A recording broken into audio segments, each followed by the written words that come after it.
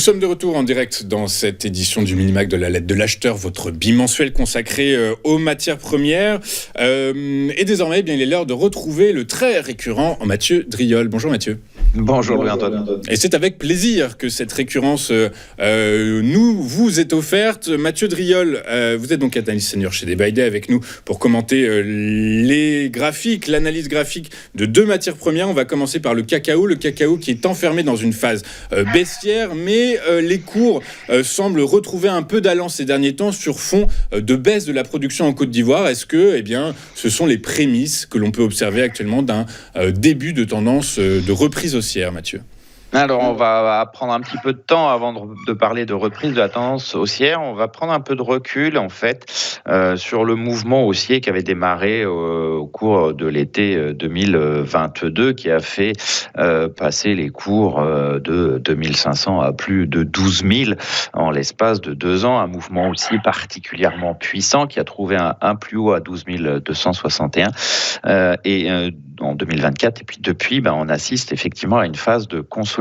Alors, on a dans cette phase de consolidation des sommets qui sont maintenant descendants, marquant des résistances à 11 000 puis à 9 899 et le support majeur à 6 767 qui pour l'instant contient cette phase. Donc tant que les cours ne casseront pas ce niveau à 6 767, on sera tout simplement dans une lecture d'impulsion haussière et de phase de consolidation qui pour l'instant est limitée.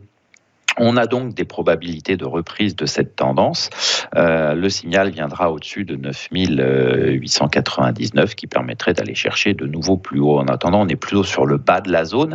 On voit manifestement des acheteurs revenir, comme le montrent les nombreuses mèches basses sur ce niveau. Donc c'est une zone d'intervention intéressante à l'achat. Le risque ici, c'est d'enfoncer ce niveau à 6 767 en clôture, ce qui signifierait la fin en fait de la phase d'impulsion, une phase de consolidation, de correction beaucoup plus longue dans le temps. D'accord, donc votre scénario privilégié, Mathieu, c'est quoi ? Finalement, on enfoncerait à la baisse ce support dont vous nous parlez ? Non, pas pour l'instant. Tant que le support tient, on est vraiment sur cette lecture d'impulsion et de consolidation. Alors, la consolidation, elle peut prendre du temps, puisqu'on voit bien qu'elle est en place et que les sommets sont descendants. Donc pour l'instant, on n'a pas de signal de reprise de la dynamique. Mais tant que le support tient, c'est l'élément dominant, c'est toujours la phase d'impulsion précédente.